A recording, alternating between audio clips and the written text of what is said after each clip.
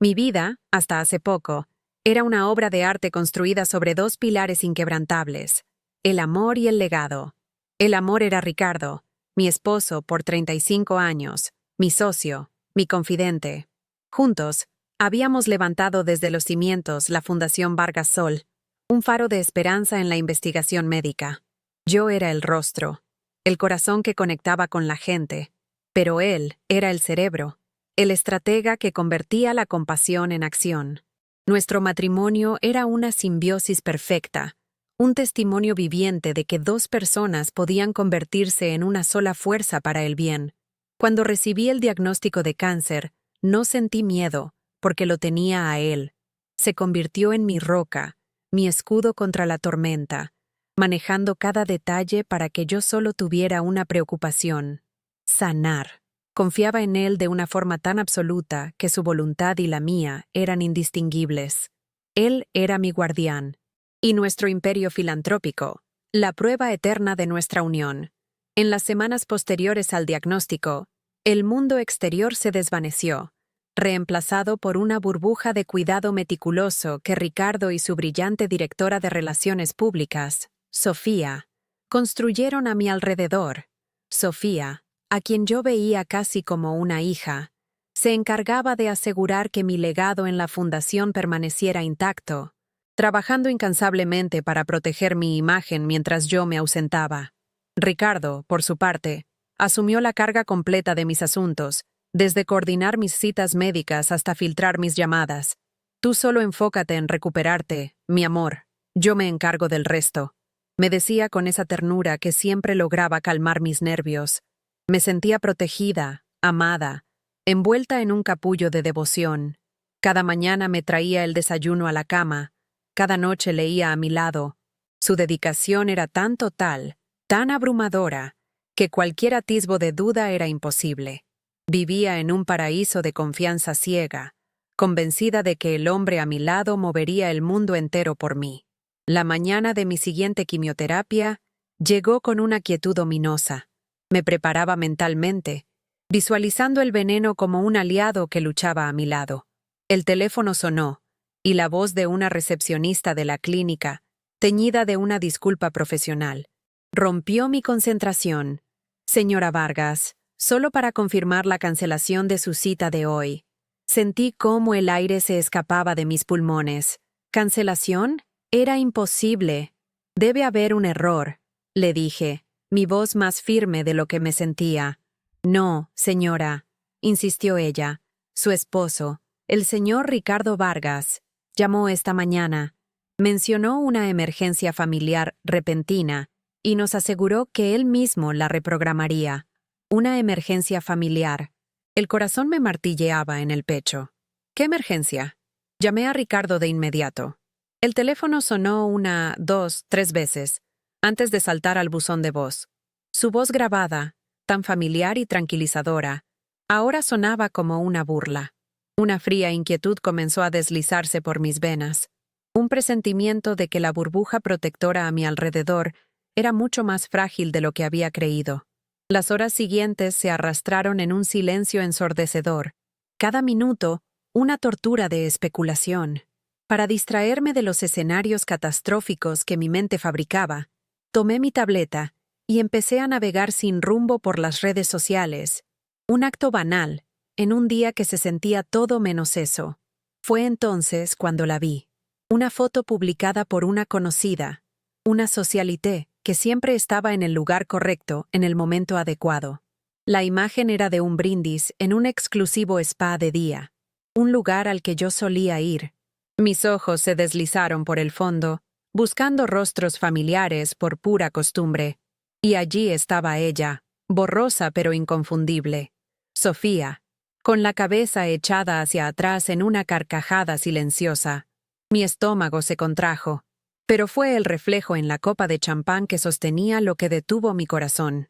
Un destello metálico, un patrón único en la correa, el reloj de Ricardo, el mismo que le regalé en nuestro 30º aniversario. El shock fue físico, un golpe visceral que me dejó sin aliento. La emergencia familiar era ella. El dolor inicial de la infidelidad fue agudo, Una puñalada directa al corazón de 35 años de confianza. Las imágenes de ellos juntos, riendo, celebrando mientras yo esperaba una llamada que nunca llegaría, se repetían en mi mente como una película de terror. Pero a través de la niebla de la traición amorosa, una pregunta mucho más fría y oscura comenzó a tomar forma. Mi mente, entrenada durante décadas para analizar problemas complejos en la fundación, no podía ignorar la incongruencia. Un amorío, por doloroso que fuera, no explicaba la crueldad del acto. ¿Por qué cancelar mi quimioterapia? Un tratamiento vital, una cita por la que habíamos luchado para conseguir. No tenía sentido arriesgar mi vida por una simple escapada a un spa, a menos que mi enfermedad no fuera un obstáculo para su aventura, sino una parte integral de su plan. Un escalofrío recorrió mi espalda, no de dolor, sino de un miedo primordial. La pregunta ya no era si me estaba engañando, sino por qué necesitaban activamente que mi tratamiento se retrasara. Esa noche, cuando Ricardo entró por la puerta, su rostro era una obra maestra de la actuación. Llevaba un ramo de mis flores favoritas, sus ojos llenos de una falsa preocupación. Me contó una historia elaborada y convincente sobre una crisis de última hora con un donante multimillonario, un problema que solo él podía resolver y que había requerido su total discreción. Cada palabra era una mentira perfectamente pulida.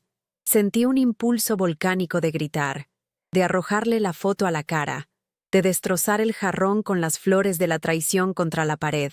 Quería ver su máscara de devoción resquebrajarse y revelar al monstruo que se escondía debajo. Pero mientras lo miraba a los ojos, suplicando mi comprensión, vi algo más allá de la mentira. Vi lástima, vi la condescendencia con la que miraba a la pobre mujer enferma, tan fácil de engañar, tan frágil, y en ese instante, el dolor se transformó en algo mucho más peligroso. Una furia glacial y lúcida, una calma sobrenatural descendió sobre mí. Confrontarlo ahora sería un error catastrófico. Los alertaría, les daría tiempo para cubrir sus huellas. Me di cuenta de que mi mayor ventaja no era la verdad, sino la percepción que tenían de mí. Me veían como una víctima, debilitada por la enfermedad, emocionalmente comprometida e incapaz de pensamiento estratégico. Esa sería mi arma. Decidí no solo fingir ignorancia, sino abrazar el papel que me habían asignado. Con una sonrisa temblorosa que debió parecer genuina, tomé las flores y le agradecí su esfuerzo. Gracias por encargarte de todo, mi amor. Suenas agotado, le dije, mi voz suave y llena de una falsa preocupación. Dime cómo puedo ayudarte con este donante. No quiero ser una carga. En ese momento, la Elara que conocían murió, y en su lugar, nació una estratega. Estaba interpretando el papel de mi vida, usando mi supuesta vulnerabilidad como el camuflaje perfecto para desmantelar su mundo, pieza por pieza. La cacería había comenzado. Las flores en el jarrón, un monumento a su traición, se convirtieron en el epicentro de mi nueva realidad. Mientras Ricardo dormía, ajeno a la tormenta que se gestaba a su lado, yo me senté en la oscuridad del salón, observándolas. El dolor agudo de la infidelidad se había disipado, reemplazado por una claridad gélida, casi quirúrgica. Su actuación de esa noche, la historia del donante, sus miradas de falsa compasión, todo era una farsa tan mal construida que resultaba insultante. Se habían vuelto descuidados, arrogantes en su creencia de mi fragilidad. Veían a una mujer rota por el cáncer, demasiado débil para conectar los puntos, demasiado enamorada para sospechar. Y en esa percepción, en esa condescendencia que goteaba de cada uno de sus gestos, encontré mi mayor arma. No era una víctima esperando el golpe final. Era una estratega a la que acababan de subestimar fatalmente. La Elara que amaba a Ricardo murió esa noche. En su lugar, nació la mujer que lo destruiría. Mi mente, libre de las cadenas de la emoción, comenzó a trabajar con una eficiencia implacable. La pregunta central seguía resonando. ¿Por qué cancelar mi quimioterapia? Un simple amorío no requería un acto de crueldad tan calculado y peligroso. No, esto era algo más. Esto no era sobre lujuria, era sobre poder. Estaban jugando una partida mucho más grande. Y mi enfermedad, mi vida, era una pieza en su tablero. Mi misión cambió en ese instante. Ya no se trataba de exponer una aventura o salvar un matrimonio que ya era cenizas.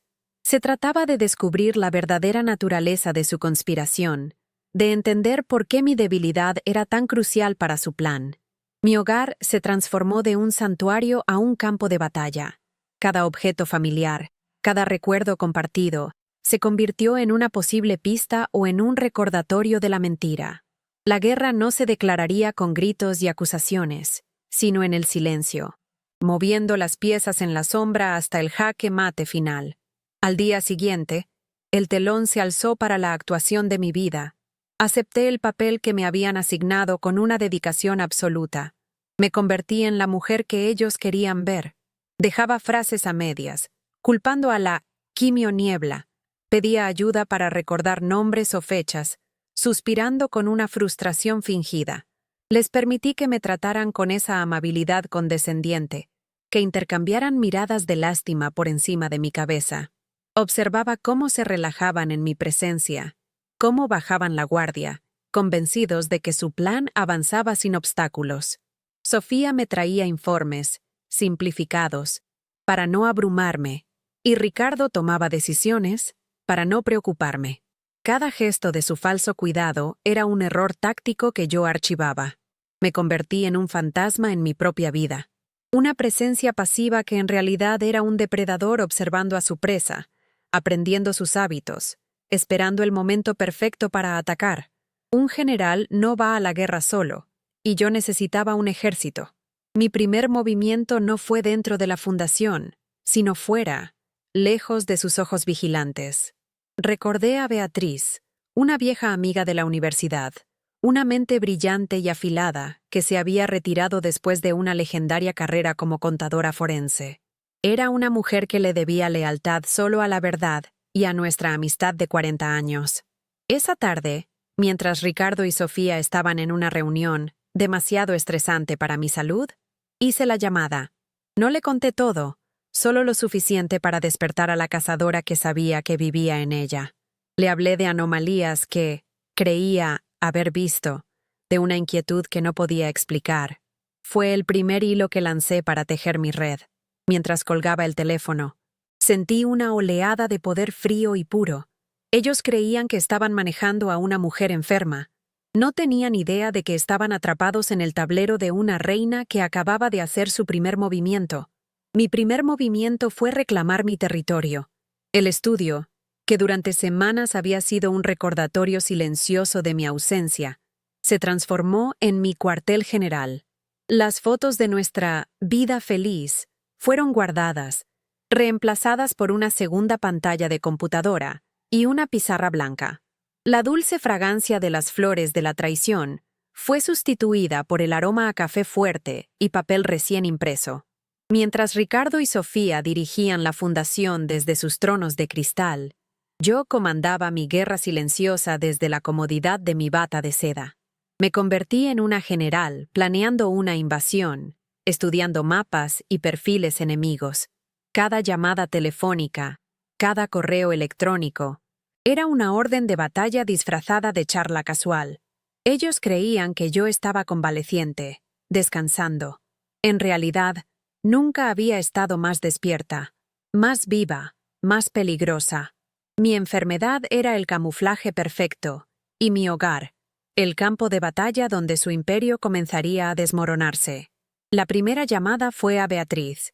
Su voz, áspera por años de desuso profesional, se agudizó en cuanto escuchó la mía. No le di la historia completa de traición y dolor.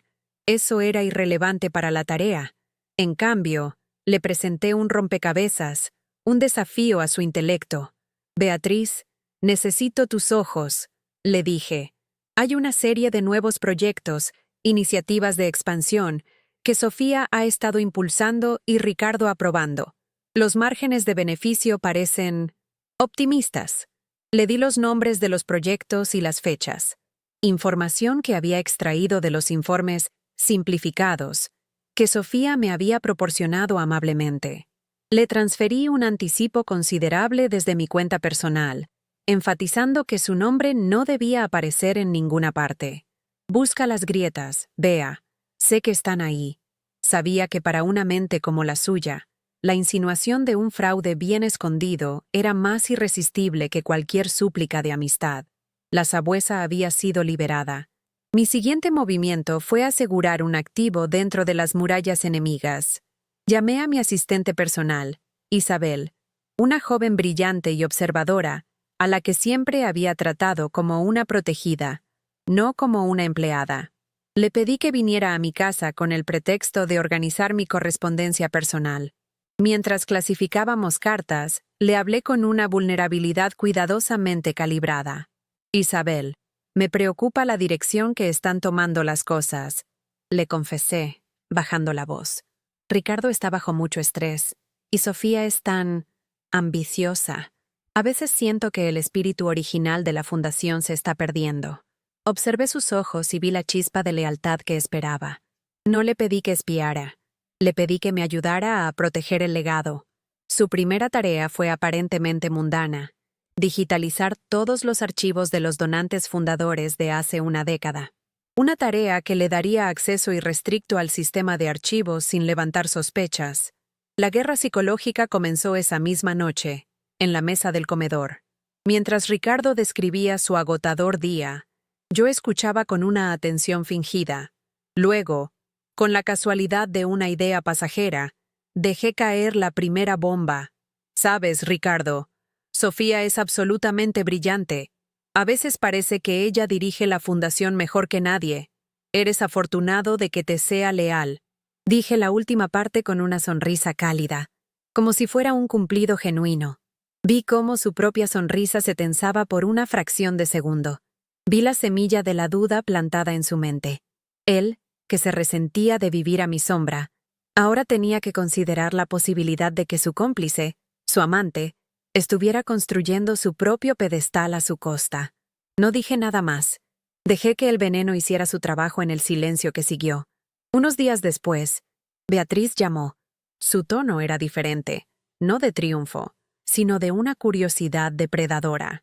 «Aún no hay nada ilegal, Elara. Son listos», comenzó. «Pero hay un patrón.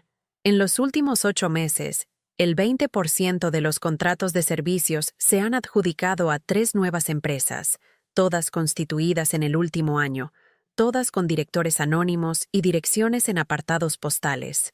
Hizo una pausa. «Virún, todos los proyectos que contrataron a estas empresas fueron supervisados personalmente por Sofía y recibieron la aprobación final de Ricardo, a menudo saltándose el comité de revisión estándar. Era la primera hebra, el primer rastro tangible que confirmaba que mi instinto no era paranoia, sino un detector de la verdad. La red de su engaño financiero comenzaba a revelarse, y yo tenía a la mejor tejedora de mi lado, lista para tirar del hilo. Mientras tanto, Isabel se convirtió en mis ojos y oídos. La tarea de digitalización le dio la coartada perfecta para estar en la sala de archivos durante horas. Me enviaba informes diarios, disfrazados de actualizaciones sobre su proyecto. Encontré algunas inconsistencias en las proyecciones de costos del Proyecto Horizonte. Me escribió en un correo electrónico codificado: «Los gastos de consultoría son 3 veces más altos que en proyectos similares del pasado». Le di su siguiente instrucción: empezar a hacer copias de seguridad de las comunicaciones internas relacionadas con esos proyectos, correos electrónicos, memorandos, transcripciones de reuniones. Le enseñé a usar una unidad encriptada y a cubrir sus huellas digitales. La joven y tímida asistente se estaba convirtiendo en una operaria de inteligencia de primera clase, motivada por la lealtad y un creciente sentido de la justicia. Ella era mi soldado de infantería, y estaba demostrando ser invaluable. Con Ricardo ya inquieto, era hora de apuntar a Sofía. La oportunidad llegó en forma de una llamada telefónica con un miembro de la junta directiva, un hombre mayor y conocido por ser un chismoso incorregible. Hablamos de mi salud, de la fundación, y luego, Con un suspiro de falsa preocupación, mencioné: Me preocupa un poco, Ricardo. Parece muy presionado. El otro día me comentó algo sobre la agresividad de algunos ejecutivos jóvenes, pero estoy segura de que no se refería a nuestra Sofía. Ella es un tesoro, ¿verdad? Sabía que mis palabras, cuidadosamente ambiguas, viajarían más rápido que un correo electrónico. El mensaje que Sofía recibiría no sería que yo la estaba defendiendo, sino que Ricardo, su socio en el crimen, se estaba quejando de ella a mis espaldas. La desconfianza es como un ácido. Una vez que empieza a corroer, no se detiene. La primera grieta en su alianza apareció una semana después. Isabel me informó que Ricardo había humillado públicamente a Sofía en una reunión de directores, cuestionando las proyecciones financieras de su proyecto estrella, el mismo que Beatriz estaba investigando. Según Isabel, la tensión en la sala era palpable. Sofía, normalmente serena y controlada, apenas pudo contener su furia. Más tarde ese día, Isabel la vio saliendo de su oficina con los ojos enrojecidos. Estaban empezando a devorarse mutuamente. Sentían la presión, el escrutinio que se cernía sobre ellos, pero en lugar de buscar una amenaza externa, se miraban el uno al otro. Mi estrategia estaba funcionando a la perfección. Estaban tan consumidos por su propia arrogancia y paranoia, que la idea de que yo, la frágil Lara, pudiera estar orquestando su caída era simplemente inconcebible para ellos. Era el momento de apretar las tuercas.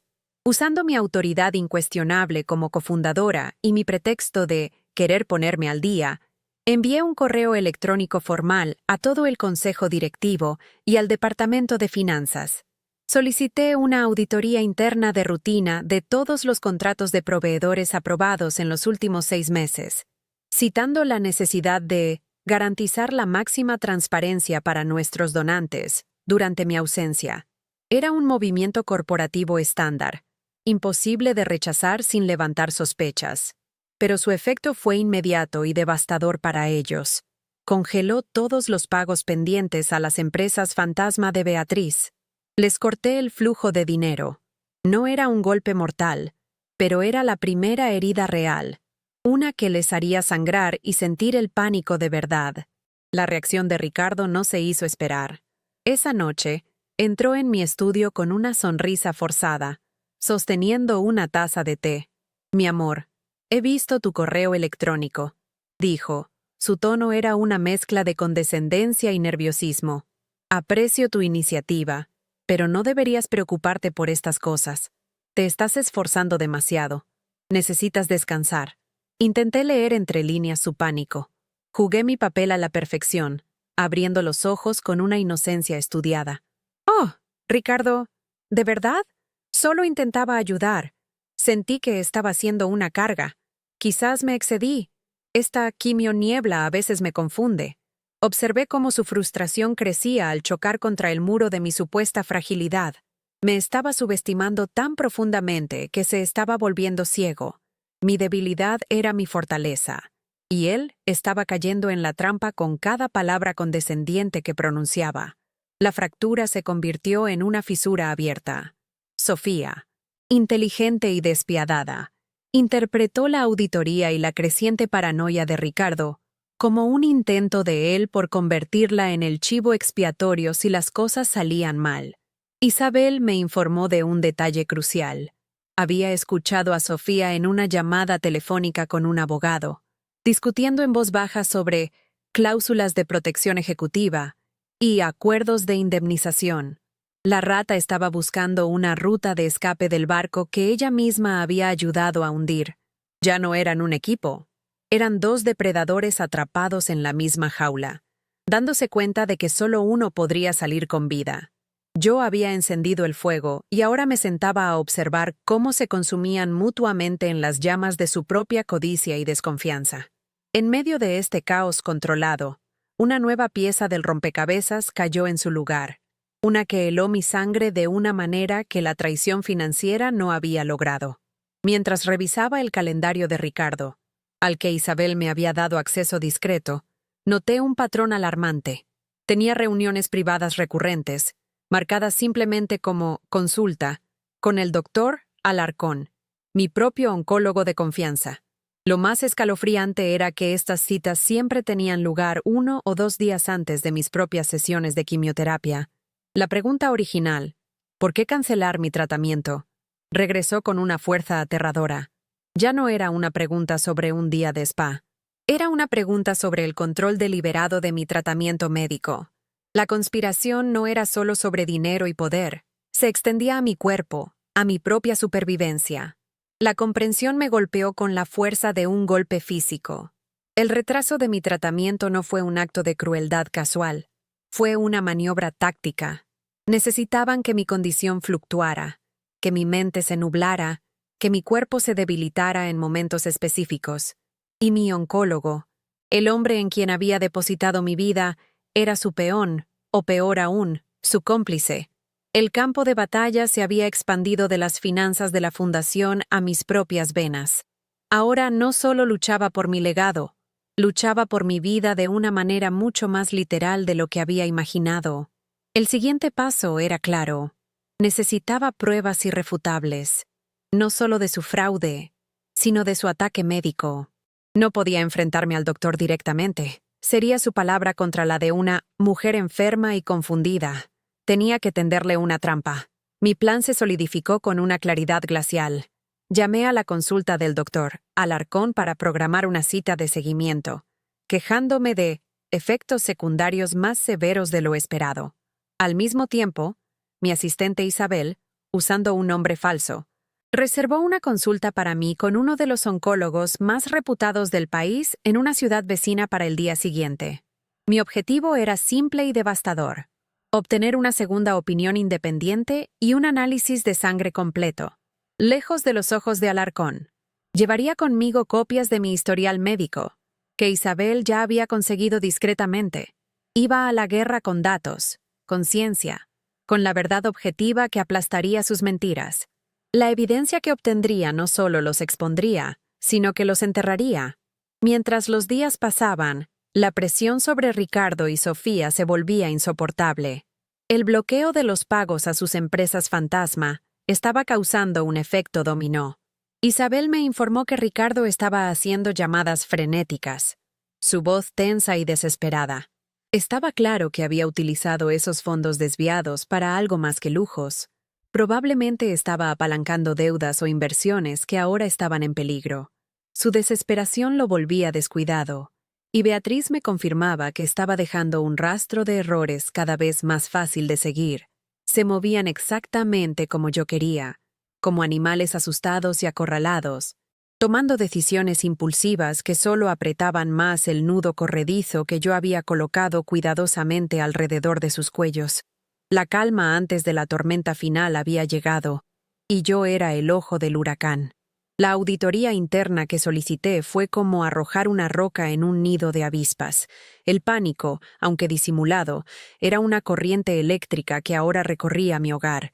Isabel me informaba de reuniones a puerta cerrada, de voces elevadas que se filtraban por los pasillos de la fundación.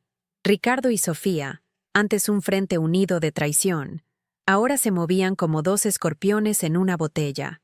Él, consumido por el miedo a la exposición, la culpaba por su agresiva estrategia de expansión, la misma que había facilitado el desvío de fondos. Ella, por su parte, veía su desmoronamiento no como un fracaso compartido, sino como una debilidad personal de él que amenazaba con arrastrarla. La desconfianza que yo había plantado tan cuidadosamente estaba floreciendo en un jardín venenoso de acusaciones y recriminaciones mutuas. Su alianza, forjada en la codicia, se estaba disolviendo en el ácido de la desesperación. Isabel se convirtió en el sismógrafo de su implosión. Me contó cómo Sofía había comenzado a copiar discretamente archivos en un disco duro personal, un claro indicio de que estaba construyendo su propia balsa salvavidas. Ricardo, por otro lado, se había vuelto errático, cuestionando cada decisión, cada informe, creando un ambiente de paranoia que paralizaba a todo el equipo directivo. Su error fundamental fue creer que la amenaza provenía de dentro de su propio círculo de conspiración. Estaban tan ciegos por su arrogancia que la posibilidad de que yo, la mujer frágil y enferma confinada en su estudio, fuera la arquitecta de su angustia, ni siquiera cruzaba sus mentes. Observaba desde la distancia, a través de los ojos de mi leal asistente, cómo el imperio que planeaban robar se agrietaba bajo la presión de su propia traición. La llamada de Beatriz llegó una tarde, mientras observaba la lluvia golpear contra la ventana de mi estudio. Su voz, normalmente llena de una seca ironía, era plana, casi sombría. Lo encontré, Elara, dijo sin preámbulos. No es solo un simple fraude, es mucho más grande. Me explicó que, enterrada en los estatutos originales de la fundación, existía una cláusula que yo misma había olvidado. La cláusula de incapacidad. Estipulaba que si uno de los fundadores era declarado médica o mentalmente incompetente por un profesional certificado, el control total de sus acciones y su poder de voto pasaba automáticamente al otro fundador. El aire se volvió denso y pesado en mis pulmones. De repente, todo cobró un sentido horrible y perfecto. La cancelación de la quimio, su insistencia en mi descanso, su control sobre mi agenda, no eran actos de crueldad casual, eran movimientos en un tablero de ajedrez. Sentí un frío que ninguna manta podía calmar. Mi enfermedad no era un inconveniente para ellos, era su principal herramienta. Su plan no era simplemente robarme mientras yo estaba enferma. Su plan era usar mi enfermedad para despojarme de todo, para borrarme legal y públicamente de la institución que yo había creado. Beatriz continuó, su voz precisa como un bisturí. El plan parece ser inducir y exagerar los síntomas de la quimioniebla, esa confusión mental de la que te quejas. Necesitan un diagnóstico oficial de incompetencia, y lo necesitan antes de la próxima reunión de la junta directiva, donde planean proponer una fusión con un conglomerado, una fusión que, sin mi voto, sería imparable, una fusión que borraría el nombre Vargas Sol para siempre, y con él, mi legado. El objetivo final no era solo el dinero, era la aniquilación total de mi existencia. Entonces, Beatriz dejó caer la última pieza del rompecabezas, la que hizo que mi mundo se detuviera por completo. Hay un problema, Velara. El médico que necesitan para firmar ese diagnóstico tiene que ser creíble, irrefutable. Y he rastreado una serie de pagos considerables desde una de sus empresas fantasma a una cuenta privada. Una cuenta a nombre del doctor Armando Alarcón, mi oncólogo, mi confidente, el hombre al que le había confiado mi vida. La traición de Ricardo y Sofía era una herida profunda, pero esto era algo diferente. Esto era una profanación.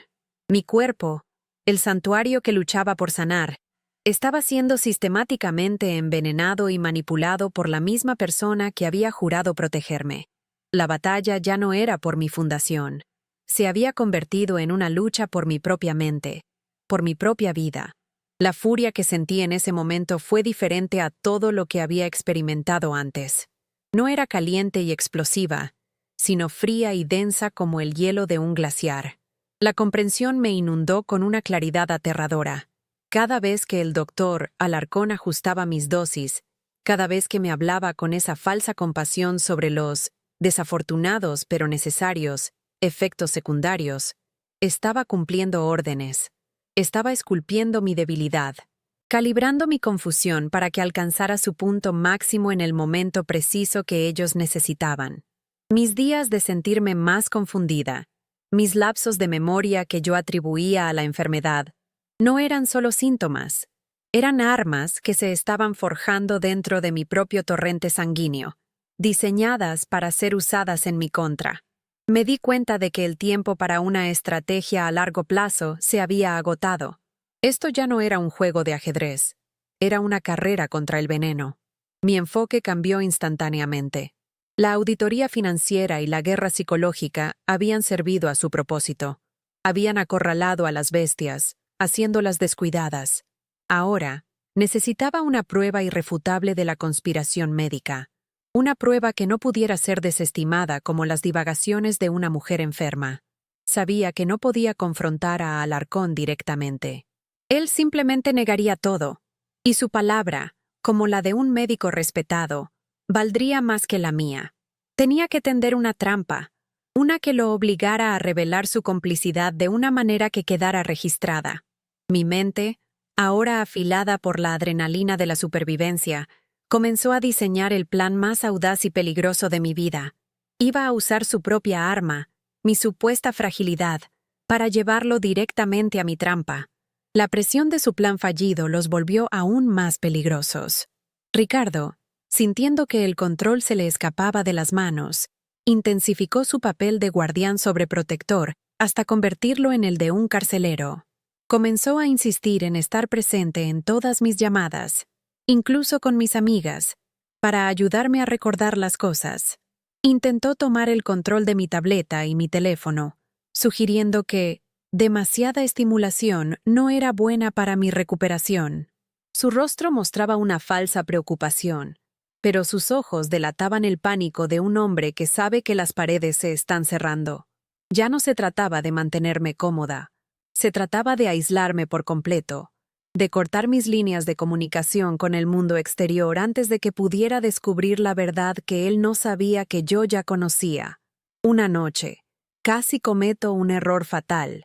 Estaba en mi estudio, transfiriendo los últimos archivos encriptados que Isabel me había enviado a una unidad segura, cuando Ricardo entró sin llamar. Mi corazón se detuvo. Con un movimiento que pareció durar una eternidad, cerré la computadora portátil justo cuando él se acercaba, dejando la unidad USB sobre el escritorio, parcialmente oculta por un libro. «¿Qué haces despierta tan tarde, mi amor?», preguntó, su voz falsamente suave. Sus ojos se posaron en el libro, y por un segundo, vi que notaba el borde metálico de la unidad. El mundo se ralentizó. Fue entonces cuando usé el arma que él mismo me había dado. Dejé caer mi cabeza entre mis manos y solté un sollozo ahogado. «No puedo dormir, Ricardo», gemí. «¿Estoy tan confundida?». Intentaba leer, pero las palabras no tienen sentido. «Tengo miedo». Su atención se desvió instantáneamente de la unidad a mí. La expresión de sospecha en su rostro fue reemplazada por esa odiosa condescendencia que yo había llegado a despreciar y a utilizar. Se arrodilló a mi lado, poniendo una mano en mi hombro. «Tranquila, tranquila. ¿Ves? Por esto te digo que necesitas descansar. Estás forzando demasiado tu mente». Mientras me consolaba con palabras vacías, mi mano libre se deslizó lentamente sobre el escritorio. Mis dedos encontraron la fría superficie de la unidad y la empujaron sigilosamente hacia el borde, donde cayó silenciosamente sobre la alfombra. Fue un momento de improvisación nacido de la más pura necesidad, una demostración de que mi mente, la misma que él intentaba declarar incompetente, estaba funcionando a una velocidad que él nunca podría igualar. Mi vulnerabilidad era mi escudo, y mi inteligencia, mi espada oculta, con Ricardo cada vez más vigilante. Organizar mi contraataque requería una precisión militar. Isabel fue mi general de campo. Le di instrucciones codificadas para que, usando un nombre falso y un teléfono de prepago, concertara una cita urgente para mí con la doctora Elena Morales, una de las oncólogas más respetadas del país, en una clínica de una ciudad vecina. La coartada para mi ausencia de casa sería una terapia de relajación holística, que una amiga me había recomendado, algo tan vago y propio de mi antiguo yo, que Ricardo no lo cuestionaría. Isabel también se encargaría de crear una distracción en la fundación ese mismo día, una crisis de relaciones públicas menor pero urgente, que requeriría la atención tanto de Ricardo como de Sofía, asegurando que estuvieran lejos y ocupados mientras yo ejecutaba mi plan. El día de la cita, mi corazón latía con una mezcla de miedo y una determinación de acero. Isabel llegó temprano para ayudarme a prepararme, su rostro joven lleno de una seriedad que iba más allá de sus años. Me entregó una pequeña grabadora de audio, no más grande que un clip, y un broche para mi chaqueta que ocultaba una microcámara. «Grábalo todo, Elara», susurró, sus ojos fijos en los míos. «Cada palabra». Asentí, sintiendo el peso de la misión. No solo iba a buscar una segunda opinión, iba a recoger la prueba que condenaría a 3 personas y salvaría mi vida y mi legado. Al salir de casa, Le di a Ricardo una sonrisa débil y le dije que esperaba que la terapia me ayudara a aclarar la mente. La ironía era tan espesa que casi podía saborearla. El viaje en coche a la ciudad vecina fue un interludio de calma tensa. Me senté en el asiento trasero, conducida por un servicio de coche que Beatriz había organizado, y repasé mentalmente mi estrategia. Tenía copias de mi historial médico, conseguidas discretamente por Isabel. Tenía mis preguntas preparadas, formuladas para guiar a la doctora Morales hacia las conclusiones correctas, sin revelar mis sospechas por completo. No iba como una paciente asustada, sino como una investigadora presentando su caso. Cada kilómetro que me alejaba de mi hogar se sentía como un paso más hacia la libertad y la justicia. El mundo fuera de la ventanilla parecía vibrante y lleno de vida, un recordatorio brutal de todo lo que estaba en juego, de todo lo que ellos estaban tratando de arrebatarme. La clínica de la doctora Morales era un mundo aparte de la consulta opresiva de Alarcón. Era moderna, luminosa y llena de una energía de competencia tranquila. La doctora Morales era una mujer de unos 50 años, con una mirada increíblemente penetrante y una manera de escuchar que te hacía sentir como si fueras la única persona en el mundo. Le presenté mi caso con una calma estudiada, describiendo mis síntomas, los efectos secundarios inusualmente severos, la sensación de confusión que iba y venía en oleadas. Le entregué mis archivos médicos, observando su rostro mientras revisaba las notas de Alarcón y los protocolos de mi tratamiento. No dije nada sobre mis sospechas. Dejé que los datos hablaran por sí mismos. Después de un examen exhaustivo y un análisis de sangre urgente, la doctora Morales se sentó frente a mí. Su expresión era una mezcla de perplejidad profesional y una creciente preocupación. Señora Vargas, comenzó, eligiendo sus palabras con cuidado. Hay algunas inconsistencias en su protocolo de tratamiento. Las dosis de ciertos medicamentos son más altas de lo que recomendaría para un caso como el suyo.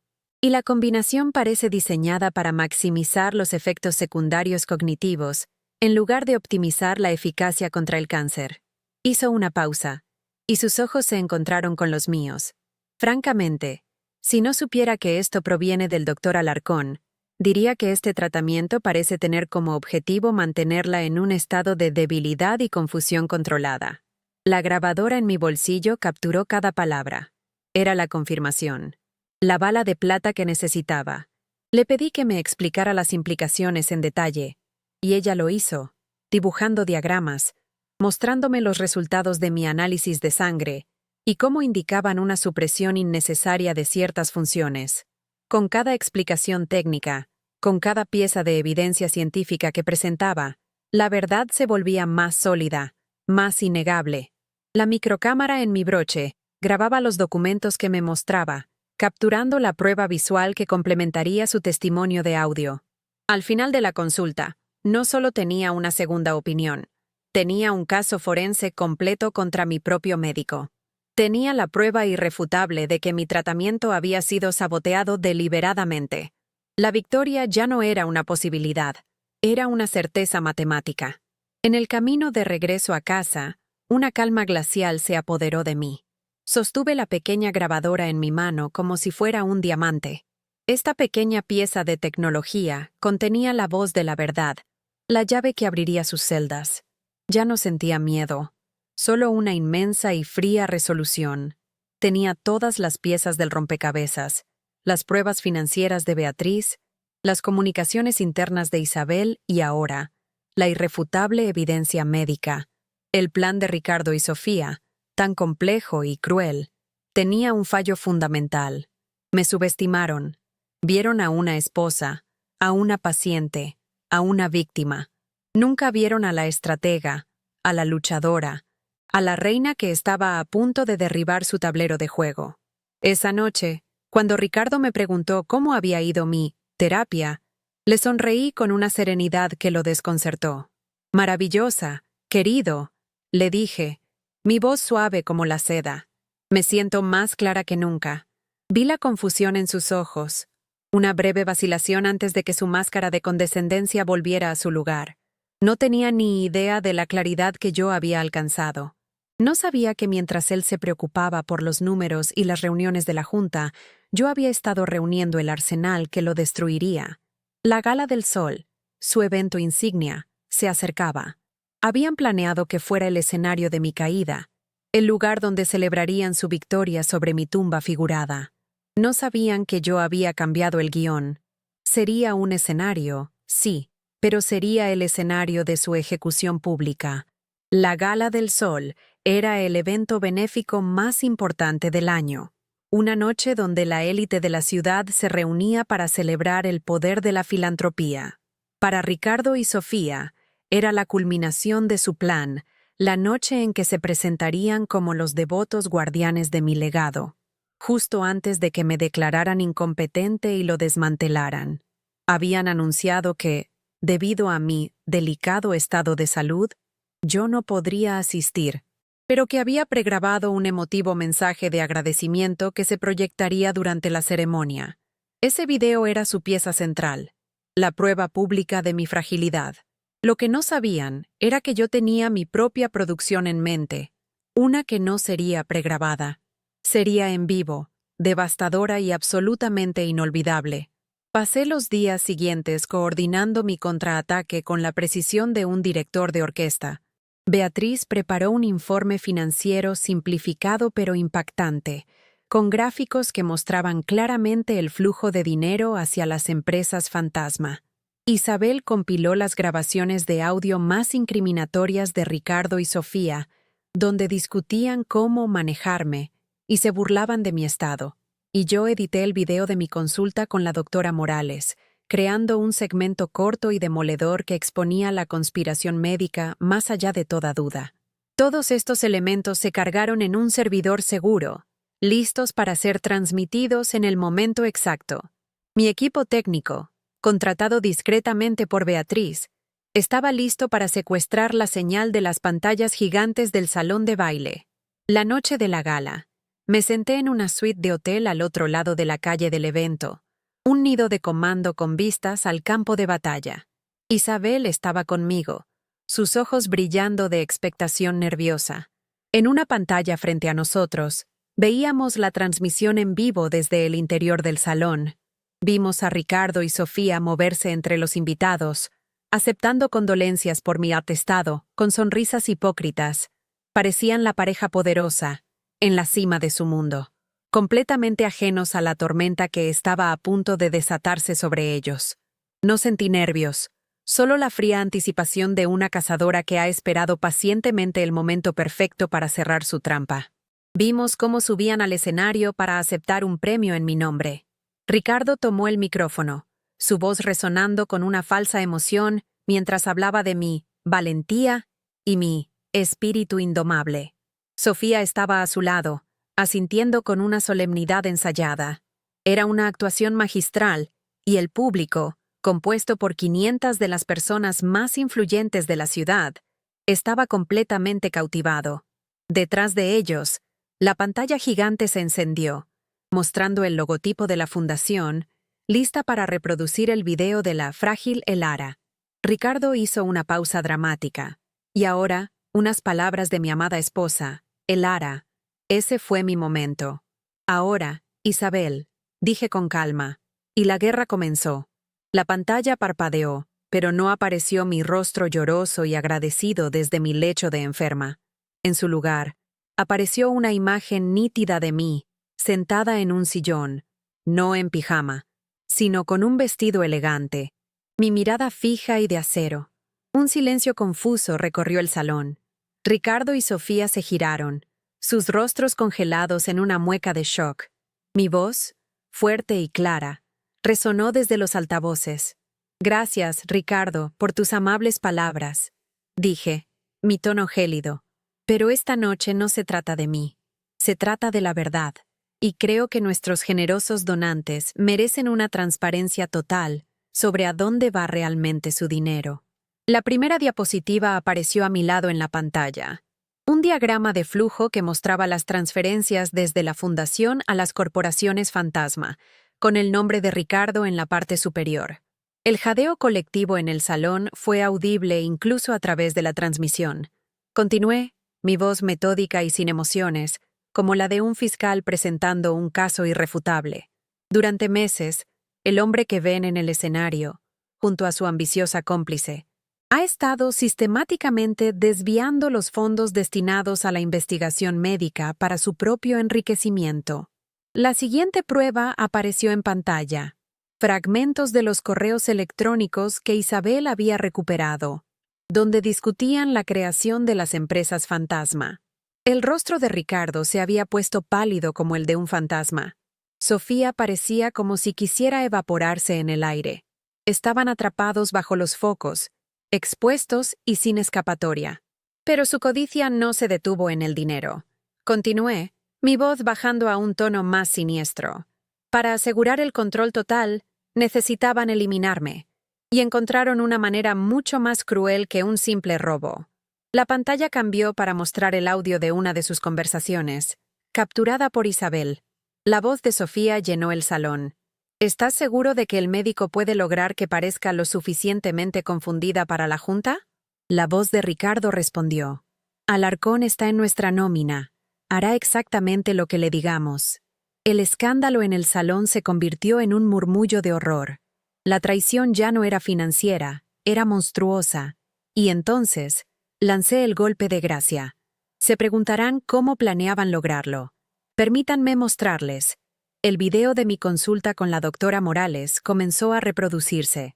El público vio a una oncóloga respetada confirmar, con pruebas científicas, que mis dosis habían sido manipuladas para inducir efectos secundarios cognitivos severos. Vieron los documentos, los resultados de los análisis. Vieron la verdad, cruda e innegable. Para el final, la multitud estaba en un silencio sepulcral, un silencio de puro shock y repulsión. Yo había transformado su noche de triunfo en un tribunal público, y ellos eran los acusados, juzgados y condenados en tiempo real. En el escenario, bajo la humillación de 1000 miradas, la alianza de Ricardo y Sofía se hizo añicos de la manera más espectacular. En un ataque de pánico puro, Ricardo se giró hacia Sofía y le siseó, su voz captada por el micrófono del podio: «Esto es tu culpa. Tú y tu ambición me empujaron a esto». Sofía, al ver que él la estaba usando como chivo expiatorio, explotó con la furia de una traidora traicionada. «Mentiroso, hiciste esto por tu patético ego. Nunca pudiste soportar vivir a su sombra». Su discusión, llena de acusaciones mutuas, reveló detalles aún más sórdidos de su plan, cada uno tratando de hundir al otro para salvarse a sí mismo. Se estaban canibalizando en vivo y en directo, para el horror y la fascinación de todos los presentes. Desde mi suite de hotel, observé la carnicería con una satisfacción fría y distante. No sentía alegría, ni siquiera triunfo. Sentía la calma que sigue a una tormenta necesaria, la quietud de un campo de batalla, después de que la justicia ha sido impartida. Habían intentado borrarme, convertirme en un fantasma en mi propia vida. En cambio, yo los había convertido en un espectáculo de su propia destrucción. Apagué la pantalla. Isabel me miró, con los ojos muy abiertos. «Se ha acabado», susurró. «No», le respondí, levantándome y caminando hacia la ventana para ver las luces de la ciudad. Mi ciudad acaba de empezar. La fundación ya no era un legado compartido. Ahora era mía para reconstruir. La resolución fue rápida y brutal. Antes de que terminara su pelea en el escenario, la seguridad del hotel, alertada por la policía a la que Beatriz había llamado en el momento justo, ya estaba subiendo para detenerlos. Ricardo, Sofía y el doctor Alarcón fueron arrestados esa misma noche. El escándalo fue monumental, una noticia que sacudió los cimientos de la comunidad filantrópica. Las cámaras que habían llegado para cubrir una gala de caridad terminaron transmitiendo en vivo la caída de un imperio. La historia de su traición y mi venganza se convirtió en una leyenda instantánea, una advertencia sobre la arrogancia y la subestimación. En los días siguientes, tomé el control total de la fundación. No hubo vacilaciones. En una rueda de prensa que atrajo la atención nacional, no me presenté como una víctima que buscaba simpatía, sino como una líder que exigía responsabilidad. Anuncié una reestructuración completa, despidiendo a todos los que habían sido cómplices o habían mirado para otro lado. Promoví a Isabel a un puesto directivo, su lealtad y competencia ahora reconocidas públicamente. La fundación, manchada por el escándalo, necesitaba un nuevo comienzo, un nuevo nombre. La rebauticé como Fundación Elara Vargas, un símbolo de que el legado no había muerto, sino que había renacido, más fuerte y más verdadero. Mi tratamiento, ahora en manos de la doctora Morales, y un equipo en el que confiaba plenamente, fue un éxito. Libre del veneno deliberado de Alarcón, mi cuerpo respondió como debía.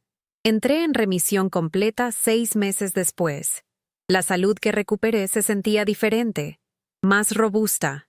Ya no era la serenidad pasiva de alguien que confía en otros, sino la vitalidad de alguien que ha luchado y ganado su propia supervivencia.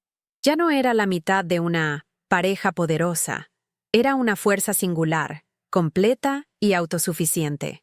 La mujer que creía que su fuerza provenía de la unión con otro había muerto, y en su lugar nació una mujer que sabía que su verdadero poder siempre había residido dentro de sí misma.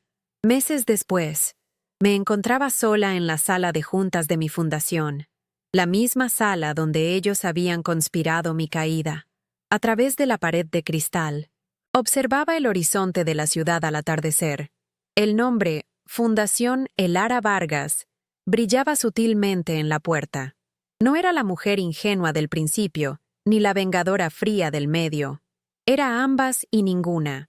Era una líder forjada en el fuego de la traición, una superviviente que había aprendido de la manera más dura que a veces, para reconstruir tu vida, primero debes quemar hasta los cimientos el mundo que creías conocer, y desde esas cenizas, había reclamado no solo mi compañía, no solo mi legado, sino lo más importante, a mí misma. La historia de mi venganza se convirtió en una especie de leyenda urbana en los círculos filantrópicos, una historia de advertencia contada en susurros. Pero para mí, nunca fue sobre la venganza. La venganza es una emoción caliente y fugaz. Lo que yo ejecuté fue justicia, fría, calculada y necesaria. Fue la restauración del equilibrio. Ricardo y Sofía habían intentado robar un legado que no entendían. Un legado construido sobre la empatía y la esperanza. Su motivación era el ego y la codicia, fuerzas que consumen y no crean nada. Al exponerlos, no solo salvé mi fundación y mi vida, sino que reafirmé los principios sobre los que se había construido. A veces, la gente me pregunta si extraño al hombre con el que pasé 35 años. La verdad es que el hombre al que amaba probablemente nunca existió. Fue una ilusión, una proyección de mis propias esperanzas y de mi propia lealtad. El verdadero Ricardo se reveló en su traición, un hombre pequeño consumido por el resentimiento. No lloro por la pérdida de ese hombre. Lloro por los años que pasé sin ver la verdad, pero ese dolor también se ha convertido en fuerza, en una claridad que ahora guía cada una de mis decisiones. La confianza ya no es algo que doy ciegamente, es algo que se gana, y yo la otorgo con la sabiduría de alguien que conoce su verdadero valor. Mi vida ahora está dedicada por completo a la fundación, pero de una manera nueva y más profunda. Ya no soy solo el rostro público, soy el cerebro. La Gala del Sol era el escenario perfecto para su coronación, el acto final de su macabra obra de teatro. 200 de los nombres más poderosos de la ciudad se habían reunido en un salón resplandeciente, vestidos de gala para celebrar un legado que sus anfitriones planeaban profanar. Desde mi suite de hotel, convertida en un centro de mando con vistas directas al evento, observaba todo en una pantalla gigante. Isabel estaba a mi lado. Su nerviosismo era una corriente eléctrica en la quietud de la habitación. Vi a Ricardo y a Sofía moverse entre los invitados como la realeza, aceptando condolencias por mi delicado estado, con una solemnidad ensayada. Parecían intocables, en la cima de su mundo, completamente ajenos a que la trampa que yo había tendido durante semanas estaba a punto de cerrarse con la fuerza de una mandíbula de acero. No sentía nervios, solo la fría y paciente anticipación de una depredadora. Llegó el momento culminante. Subieron al escenario para aceptar un premio en mi nombre, bañados por la luz de los reflectores. Ricardo se acercó al micrófono, su voz resonando con una emoción impostada mientras elogiaba mi indomable espíritu de lucha. Sofía, a su lado, asentía con una expresión de devoción que me revolvió el estómago. Era una actuación digna de un premio. El público estaba en silencio, cautivado por el drama. Detrás de ellos, la enorme pantalla se iluminó, lista para proyectar el video que habían preparado. La imagen de una Elara frágil y agradecida. Ricardo hizo una pausa teatral. Y ahora, unas palabras de mi amada esposa, Elara. Esa fue mi señal. Con una calma que no sentía desde hacía meses, me incliné hacia Isabel y susurré. Ahora. La guerra había comenzado. La pantalla parpadeó, pero el rostro que apareció no fue el de una mujer debilitada en su lecho de enferma. Fui yo, en vivo, sentada en un sillón con la espalda recta, vestida con un traje de un rojo intenso, mi mirada fija y sin parpadear. Un silencio desconcertado se extendió por el salón como una onda expansiva. Ricardo y Sofía se giraron. Sus sonrisas congeladas se convirtieron en máscaras de puro shock. Mi voz, no temblorosa sino fuerte y clara como el cristal, llenó cada rincón del auditorio. Gracias, Ricardo, por tus amables palabras, dije, saboreando la ironía. Pero esta noche no se trata de mi valentía. Se trata de la verdad. Y creo que nuestros generosos donantes, el alma de esta fundación, merecen una transparencia absoluta sobre dónde va a parar realmente su dinero. A mi lado, en la pantalla, apareció la primera diapositiva. Un diagrama de flujo impecable que mostraba el desvío de millones de dólares desde la fundación hacia corporaciones fantasma, con los nombres de Ricardo Vargas y Sofía Montes en la cima. El jadeo colectivo fue un sonido físico, palpable. Proseguí. Mi voz era un bisturí metódico que diseccionaba su engaño.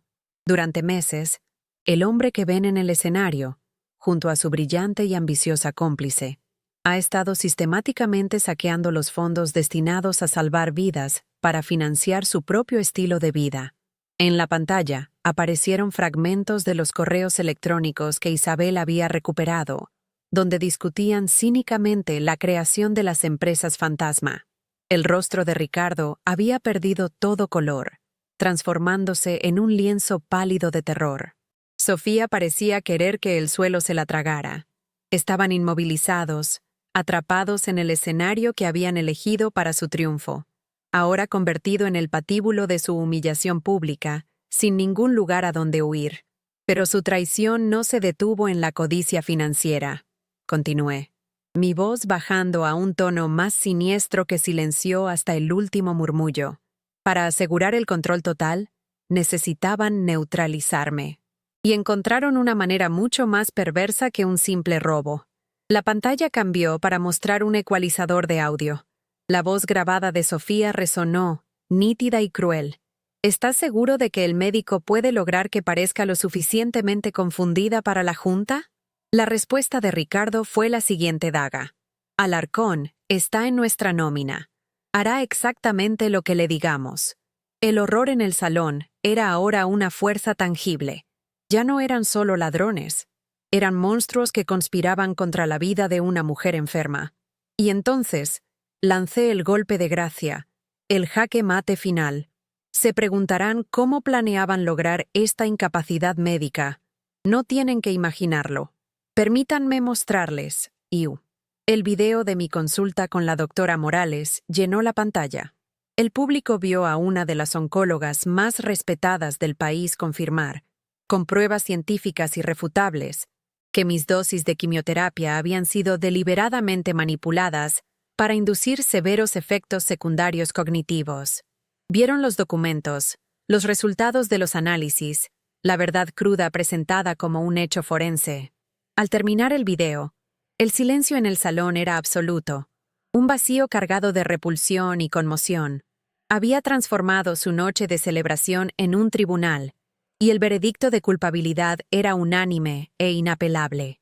En el escenario, bajo la insoportable presión de 500 miradas acusadoras. Su alianza forjada en la traición se hizo añicos de la forma más espectacular. Ricardo, consumido por un pánico primario, cometió el error final. Se giró hacia Sofía y, con el micrófono aún activo, le sisió: «Esto es tu culpa. Tú y tu ambición desmedida me empujaron a esto». Estaba arrojándola a los lobos para salvar su propia piel. Un acto final de cobardía que selló su destino. El público observaba, paralizado, cómo el devoto esposo se revelaba como un traidor que ni siquiera era leal a su propia cómplice. La máscara no solo había caído, sino que se había hecho añicos contra el suelo. Pero Sofía no era una víctima dispuesta a ser sacrificada. Era una loba acorralada, y respondió con dientes y garras. Con la furia de quien ha sido traicionada por su compañero de crimen, le arrebató el micrófono. «¡Mentiroso!», gritó, su voz temblando de rabia. «Hiciste esto por tu patético y frágil ego. Nunca pudiste soportar que ella fuera la estrella, que este imperio llevara su alma y no la tuya». Su discusión pública, un torrente de acusaciones mutuas, reveló detalles aún más sórdidos de su plan, cada uno intentando hundir al otro en un intento desesperado por mantenerse a flote. Se estaban canibalizando en vivo y en directo, confirmando cada una de mis palabras y añadiendo capítulos enteros a su propia condena, para el horror y la fascinación de todos los presentes. Desde la suite de mi hotel, que se había convertido en mi nido de guerra, observé la carnicería con una satisfacción fría y distante. La implosión en el escenario fue más espectacular de lo que jamás hubiera planeado. No sentí alegría ni triunfo, sino la profunda y serena calma que sigue a una tormenta necesaria, la quietud de un campo de batalla después de que la justicia ha sido impartida. Vi cómo la seguridad del hotel, alertada por la llamada que Beatriz había hecho en el momento preciso, subía al escenario. Las luces parpadeantes de las patrullas que llegaban al lugar pintaron la escena con trazos azules y rojos, transformando una gala de caridad en la escena de un crimen. Habían intentado convertirme en un fantasma en mi propia vida. En cambio, yo los había convertido en el espectáculo público de su propia, merecida destrucción. Los días siguientes fueron un torbellino mediático. La historia de la venganza de la Gala del Sol se convirtió en una leyenda instantánea, devorada por los noticieros y las redes sociales. Ricardo y Sofía, despojados de su fachada de respetabilidad, fueron exhibidos como los monstruos que eran. Permanecí en silencio durante 72 horas, una ausencia calculada que permitió que su propia maldad fuera la única narrativa. Cuando finalmente convoqué una rueda de prensa, la sala estaba abarrotada. No me presenté como una víctima buscando simpatía, sino como una líder reclamando su territorio. Con una voz firme que no admitía réplica, anuncié una reestructuración completa de la fundación, prometiendo una era de transparencia y responsabilidad inquebrantables. No estaba pidiendo permiso para liderar, estaba informando a todos que ya estaba al mando. La justicia penal fue rápida y brutal, un reflejo de la abrumadora evidencia pública. Ricardo, Sofía y el doctor Alarcón fueron acusados de múltiples cargos, incluyendo fraude a gran escala, conspiración y agresión médica. Sus activos fueron congelados, sus reputaciones reducidas a cenizas. Observé desde la distancia cómo sus mundos, construidos sobre mentiras y apariencias, se desmoronaban. Sus intentos de culparse mutuamente durante el proceso legal solo sirvieron para confirmar la profundidad de su depravación. No hubo un juicio prolongado. Se enfrentaron a un caso tan hermético que sus abogados solo pudieron negociar sentencias.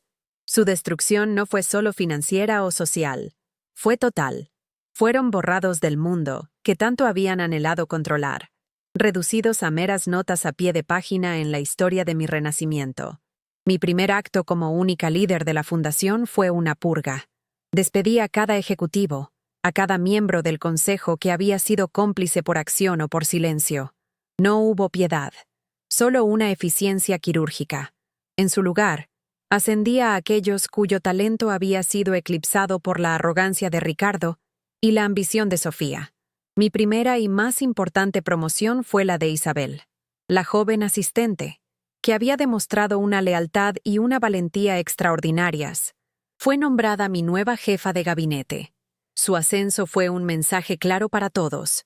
En mi nueva era, la lealtad, la integridad y la competencia eran las únicas monedas de valor.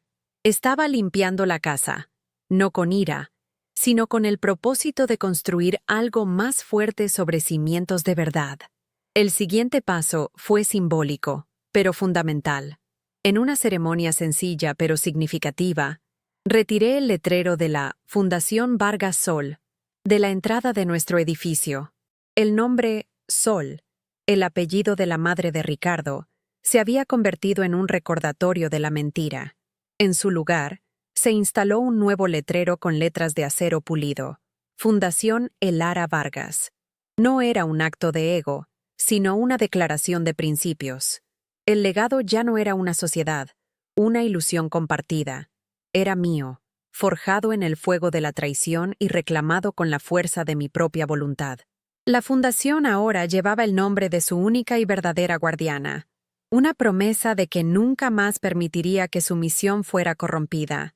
Paralelamente a la reconstrucción de mi imperio, me dediqué a la reconstrucción de mi cuerpo. Bajo el cuidado de la doctora Morales y un equipo en el que deposité una confianza ganada, mi tratamiento cambió radicalmente. Ya no era una batalla solitaria llena de confusión y miedo. Cada sesión de quimioterapia se convirtió en un acto de afirmación, una alianza entre la ciencia y mi voluntad de vivir. Libre del veneno deliberado de Alarcón, mi cuerpo respondió con una fuerza que me asombró. 6 meses después de la gala, las exploraciones mostraron lo que mi espíritu ya sabía. Estaba en remisión completa. La salud que recuperé no era la misma que había perdido. Era una salud más robusta, anclada en la certeza de mi propia resiliencia. La mujer que salió de la enfermedad no era la misma que había entrado. La Elara que creía que su fuerza provenía de su unión con Ricardo había muerto en la noche en que vio su reflejo en esa copa de champán. Durante años, me había visto a mí misma como la mitad de una pareja poderosa, el corazón de su cerebro. Ahora entendía la falacia de esa creencia. Mi poder nunca había sido derivado de él. Siempre había sido mío. Simplemente lo había compartido con alguien que no lo merecía. La traición, por dolorosa que fuera, me había hecho el regalo más grande. Me había obligado a reconocer mi propia fuerza como una entidad singular, completa y autosuficiente. Ya no era la mitad de nada. Era un todo. Meses después, me encontraba sola en la sala de juntas de mi fundación, la misma sala donde ellos habían conspirado mi caída. A través de la pared de cristal, observaba el horizonte de la ciudad al atardecer. El nombre, Fundación Elara Vargas, brillaba sutilmente en la puerta de cristal. No sentía soledad, sino una profunda sensación de plenitud. El silencio no era vacío, sino pacífico, lleno del potencial de mis propias decisiones. Durante 35 años, había creído que mi felicidad dependía de la lealtad de otro. Ahora sabía que la verdadera soberanía residía en ser la única arquitecta de mi propio destino. La vista desde la cima era magnífica, y lo más gratificante era saber que había llegado allí por mis propios medios. La gente a menudo me pregunta si alguna vez extraño al hombre con el que pasé más de la mitad de mi vida. La respuesta honesta es no. No puedo extrañar algo que nunca existió realmente. El Ricardo que yo amaba era una construcción, un personaje interpretado para mantener una ilusión. El verdadero Ricardo se reveló en su traición. Un hombre hueco, consumido por un resentimiento tan pequeño y patético que tuvo que intentar destruir a la mujer que le dio todo para sentirse grande. No lloro por la pérdida de ese hombre. Celebro la liberación de su sombra. Mi vida ya no está definida por la decepción de su traición, sino por la victoria de mi propia verdad. Mi fundación, renacida bajo mi liderazgo exclusivo, prosperó como nunca antes. Liberada de la carga de la codicia y el engaño, canalizamos nuestros recursos con una eficacia y una pasión renovadas. Iniciamos proyectos más audaces, financiamos investigaciones más arriesgadas y logramos avances que habían sido solo sueños. Me convertí en una líder diferente, más exigente, más sabia, pero también más empática. Mi experiencia me había enseñado el verdadero significado de la vulnerabilidad, y usé esa lección para conectar con aquellos a quienes servíamos de una manera más profunda y auténtica. La fundación ya no era solo un vehículo para la ciencia, se convirtió en un faro de resiliencia. La historia de mi venganza se convirtió en una leyenda, pero para mí, nunca fue sobre la venganza. La venganza es una emoción caliente y reactiva. Lo que yo ejecuté fue justicia, un acto frío, deliberado y necesario para restaurar el equilibrio. Ricardo y Sofía intentaron robar un legado que no entendían, un legado construido sobre la esperanza. Al exponerlos, no solo salvé mi vida y mi trabajo, sino que reafirmé una verdad fundamental. La integridad es una fuerza más poderosa que la codicia, y la verdad, aunque a veces tarde, siempre encuentra la manera de salir a la luz, quemando todo lo falso a su paso. Ahora, cuando miro mi reflejo, ya no veo a la mujer que necesita ser protegida, sino a la protectora. No veo a la esposa de un hombre poderoso, sino a la fuente de ese poder. He aprendido de la manera más dura que a veces. Para reconstruir tu mundo, primero debes estar dispuesta a quemar el viejo hasta los cimientos. Y desde esas cenizas, no solo reclamé mi compañía, mi salud y mi legado, reclamé lo más importante, lo único que realmente importa al final. Me reclamé a mí misma. Y esta vez, no pienso compartir la corona.